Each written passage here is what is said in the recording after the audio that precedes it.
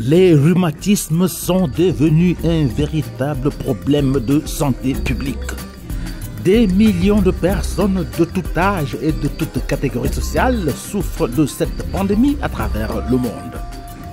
Adrien Zesetukap est une fine fleur du monde médical belge et expert en la matière. Docteur en rhumatologie, chef de clinique, professeur à l'Université catholique de Louvain à Bruxelles. Cette haute sommité du landerneau médical européen lève ici un coin de voile sur ce véritable fléau des temps modernes, dans un entretien exclusif avec le guide du Londonien.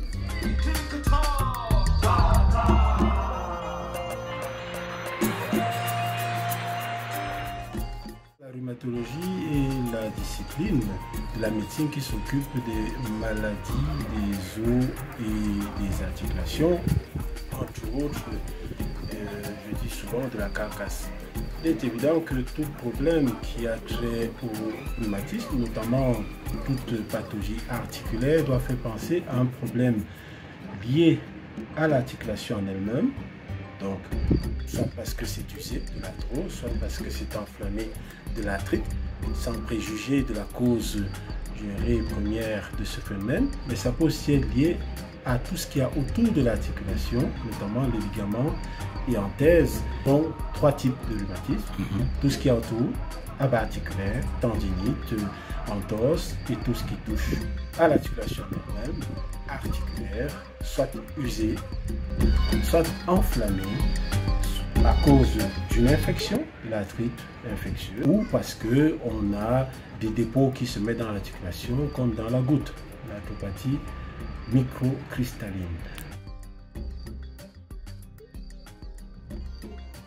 Trois grandes classes. Tout ce qui touche à ce qu'il y a autour de l'articulation peut être trouvé à tout âge. L'entorse, la tendinite, parce qu'on a fait un faux mouvement au niveau de l'articulation, dont les ligaments ont été étirés, ont été distendus et n'ont pas pu rentrer à leur position initiale. Ça, comme je dis, c'est à tout âge. On a le deuxième type qui est l'arthrose liée à tout ce qui est dégénératif de l'usure, qu'on trouvera un peu plus souvent à partir, je dirais, de la quarantaine, voire plus, en fonction évidemment de la sollicitation de l'articulation, en fonction du poids sur l'articulation. Il est évident que ceux et celles qui sont obèses, qui ont une surcharge pondérale, sont plus sujets à avoir des problèmes articulaires, entre autres les membres inférieurs, ou alors ceux et celles qui sont très manuels auront un peu plus d'arthrose dans les mains. Si vous n'avez pas d'obésité, d'excès pondéral et que vous sollicitez votre articulation de manière importante, vous allez aussi l'abîmer. Un véhicule que vous utilisez au quotidien et qui parcourt beaucoup de kilomètres sera plus rapidement usé qu'un véhicule que vous utilisez occasionnellement. De l'arthrose se trouve un peu plus au-delà de la quarantaine, voire cinquantaine, mais ça peut être trouvé chez les sportifs, les footballeurs à 25 ans, l'arthrose de genou, de la hanche.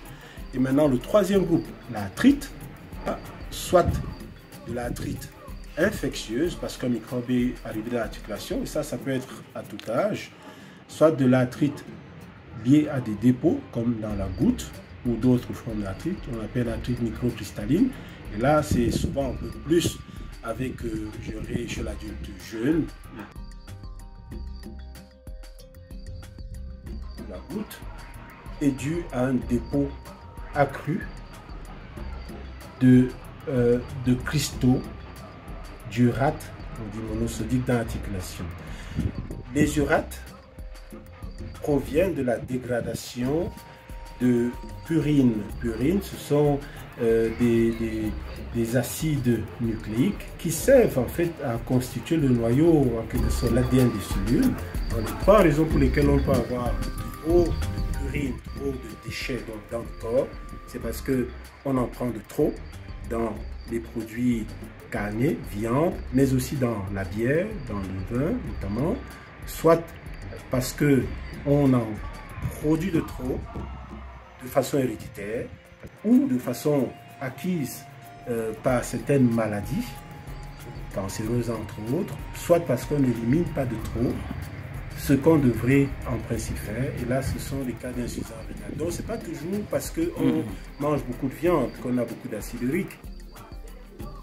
Quels sont les conseils pratiques? Dans la vie en général, ce qu'il faut rechercher, c'est un peu ce que les bouddhistes disent, la voie du milieu. C'est le juste milieu qui est important. Les excès nuisent en tout.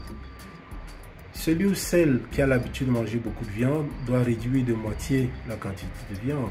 Celui ou celle qui a l'habitude de boire beaucoup d'alcool, beaucoup de bière entre autres, ou même beaucoup de coca, parce que dans le coca également, ça se trouve dans les sodas, pour réduire la quantité de boissons alcoolisées ou non alcoolisées à base de soda qu'on prend.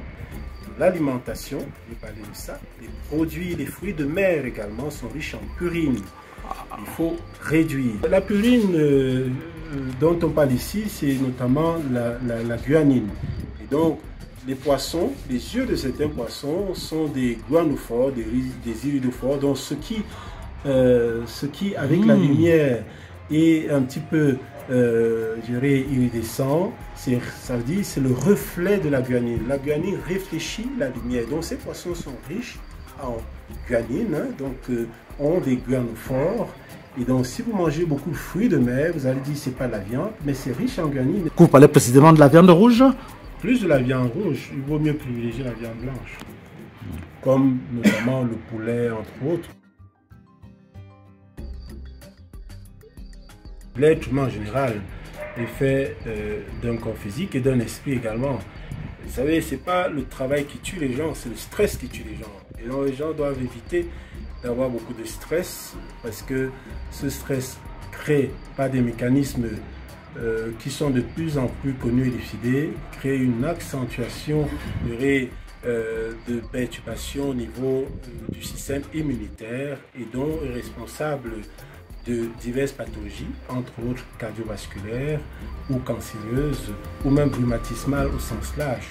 Dans certains rhumatismes, il y a notamment le rhumatisme psoriasique, avec des plaques rouges qui sortent sur la peau, sur le corps. Il y a une très forte relation avec l'état psychique, l'état mental des gens. Et donc les gens disent, suite à un problème que j'ai eu professionnel, familial, privé ou autre, la perte de leur chair, ils ont le lendemain ou quelques jours après développé cette pathologie qui est une maladie finalement liée au stress, même si elle a des composantes auto-immunes. Donc le stress est à gérer au maximum. Bien sûr, de la sophrologie, de la détente, si possible, est toujours bienvenue. Bonjour les enfants, c'est papa ici. C'est papa. Je pense qu'on a un seul corps qu'il faut essayer de gérer, d'amener le plus loin possible dans sa vie. Et donc il faut le nourrir, mais pas en excès, pas trop peu non plus. Et il faut surtout mettre la qualité. Pas uniquement la quantité nécessaire, mais également la qualité dans cette quantité. Comme on dit, un esprit sain dans un corps sain.